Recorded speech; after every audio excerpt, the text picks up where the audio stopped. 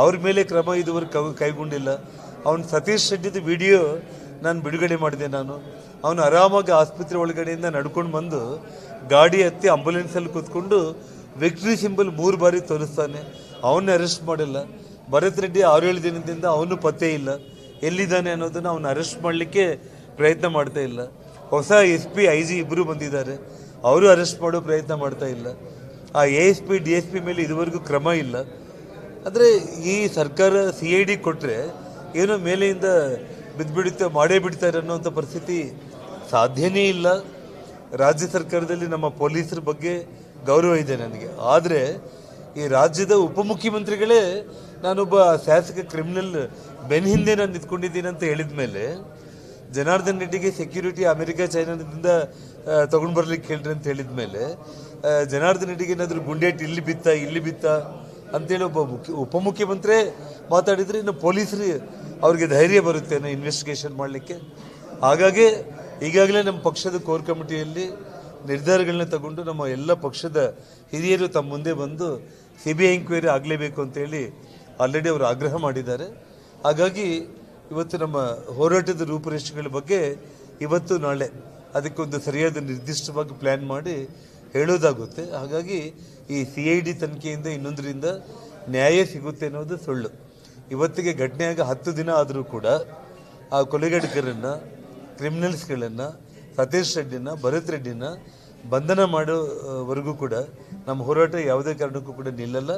ಇದು CBI ಎಂಕ್ವೈರಿಗೆ ಕೊಳ್ಳೇಬೇಕನ್ನೋ ನಮ್ಮ stand ಏನಿದೆ ಅದರಲ್ಲಿ ಬದಲಿಲ್ಲ.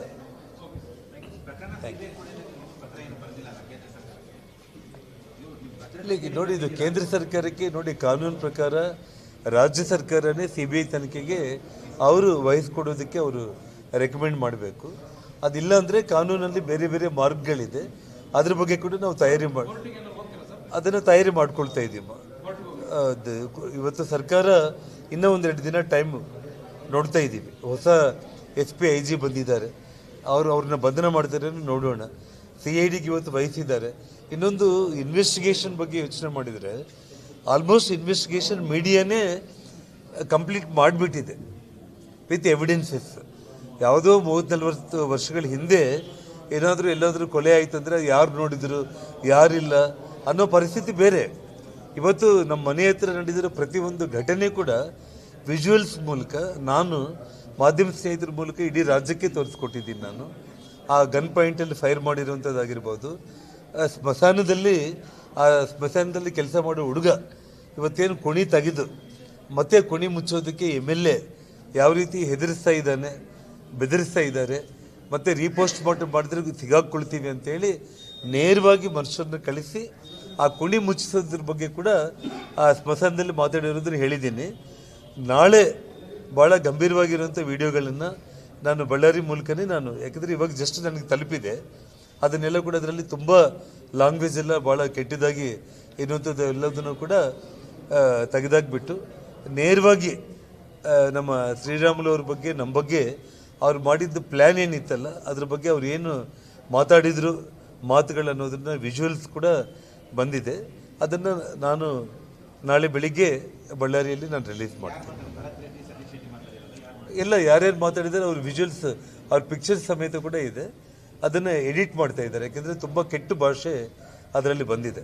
ಅದನ್ನು ನಾವು ಸಾರ್ವಜನಿಕವಾಗಿ ತೋರಿಸೋದು ಕಷ್ಟ ಆಗುತ್ತೆ. ಅವತ್ತೇ ಸೊ ನಾಳೆ ನಾನು ಅದನ್ನು ಹೇಳ್ತೀನಿ. ಸೊ ಇನ್ವೆಸ್ಟಿಗೇಷನ್ ಅನ್ನೋದು ಪೊಲೀಸರ ಕಣ್ಮುಂದೆನೇ ಇದೆ. ಇದಕ್ಕೆ ಅದು ಬೇಕು ಇದು ಬೇಕು ಪ್ರೂಫು ನೋಡಿ, ಘಟನೆ ಆದಮೇಲೆ ನಮ್ಮ ಮನೆಗೆ 5 ದಿನ ನಂತರ ಬರ್ತಾರೆ. ನಾನು ಬುಲೆಟ್ಗಳನ್ನು, ನನ್ನ ಮೇಲೆ ದಾಳಿ ಮಾಡಿರೋಂಥ ಬುಲೆಟ್ಗಳನ್ನು ನಾನು ಮಾಧ್ಯಮಗಳ ಮೂಲಕ ನಾನು ನೇರವಾಗಿ ಆ ಸ್ಪಾಟಲ್ಲೇ ತೋರಿಸಿದ್ದೀನಿ. ನಾನು 5 ದಿನ ನಂತರ ಬಂದುಬಿಟ್ಟು ನಮ್ಮ ಮನೆಯಲ್ಲಿ ಬಾಂಬ್ ಸ್ಕ್ವಾಡ್ಗಳು, ಫೋರೆನ್ಸಿಕ್ ಅವ್ರು ಬಂದು ಅದೆಲ್ಲದ್ರ ಬಗ್ಗೆ ಕೂಡ 5 ದಿನ ಆದಮೇಲೆ ಬಂದು ಅವ್ರಿಗೊಂದು 3-4 ಬುಲೆಟ್ ಸಿಗುತ್ತೆ ಮನೆ ಹತ್ರ.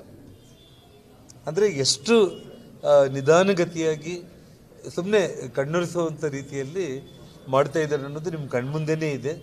ಇವತ್ತು ಮಾಧ್ಯಮಗಳು ಈ ವಿಜುವಲ್ಸನ್ನು ಇಡೀ ರಾಜ್ಯಕ್ಕೆ, ದೇಶಕ್ಕೆ ನೀವು ತೋರಿಸಲಿಲ್ಲ ಅಂದಿದ್ರೆ ಎಷ್ಟೊತ್ತಿಗೆ ಅವ್ರು ಇನ್ನೂ ಏನು ಬೇಕಾದರೂ ಕೂಡ ಮಾಡೇ ಬಿಡ್ತಾ ಇದ್ರು.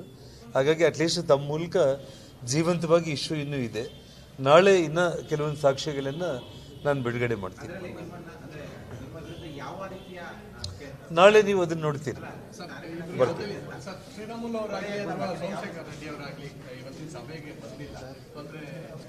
ನೋಡಿ, ಅಲ್ಲಿ ಬಳ್ಳಾರಿಯಲ್ಲಿ ಅಲ್ಲೇ ನಿಮ್ಮ ಎಲ್ಲ ಮೀಡಿಯಾ ಫ್ರೆಂಡ್ಸ್ ಅಲ್ಲೇ ನಮ್ಮ ಮನೆ ಹತ್ರನೇ ಇದ್ದಾರೆ. ದಿನ 5-6 ಸಾವಿರ ಜನ, ಮೊನ್ನೆ ಭಾನುವಾರ 10-12 ಸಾವಿರ ಜನ. ಅಂದರೆ ಬೆಳಿಗ್ಗೆ 7-8 ಗಂಟೆಯಿಂದ ರಾತ್ರಿ 12 ಗಂಟೆ ಆದರೂ ಕೂಡ ಜನ ಬರ್ತಾ ಇದ್ದಾರೆ. ಸೊ ಹಾಗಾಗಿ ಇವತ್ತು ನಾನು ಬಂದಿದ್ದೀನಿ. ನಾನು ಶ್ರೀರಾಮುಲು, ಸೋಮಶೇಖರ್ ರೆಡ್ಡಿ ಮತ್ತು ಅಲ್ಲಿ ಇನ್ನೂ ಪ್ರಮುಖರೆಲ್ಲರೂ ಕೂಡ ಅಲ್ಲಿ ನಮ್ಮ ಮನೆ ಹತ್ರನೇ ಬರೋ ಜನಗಳನ್ನ ಮಾತಾಡಿಸ್ಲಿಕ್ಕಂತೇಳಿ ಅಲ್ಲೇ ಇದ್ದಾರೆ. ನೋಡಿ, ಇವತ್ತು ಕುಮಾರಸ್ವಾಮಿ ಅವರು, ಸನ್ಮಾನ್ಯ ಕೇಂದ್ರ ಸಚಿವರು, ದೇವೇಗೌಡರು, ಅವ್ರ ಇಡೀ ಕುಟುಂಬಕ್ಕೆ ನಾನು ಧನ್ಯವಾದಗಳನ್ನ ತಿಳಿಸ್ತೇನೆ. ಈ ಘಟನೆ ಆದ ತಕ್ಷಣ ಅವತ್ತು ರಾತ್ರಿಯೇ ಸನ್ಮಾನ್ಯ ದೇವೇಗೌಡರು ನನಗೆ ಫೋನ್ ಮಾಡಿ, ಫೋನ್ ಮೂಲಕ ಎಲ್ಲ ವಿಷಯಗಳನ್ನ ತಿಳ್ಕೊಂಡ್ರು. ರೇವಣ್ಣ ಅವ್ರ ಮೂಲಕ ತಿಳ್ಕೊಂಡ್ರು.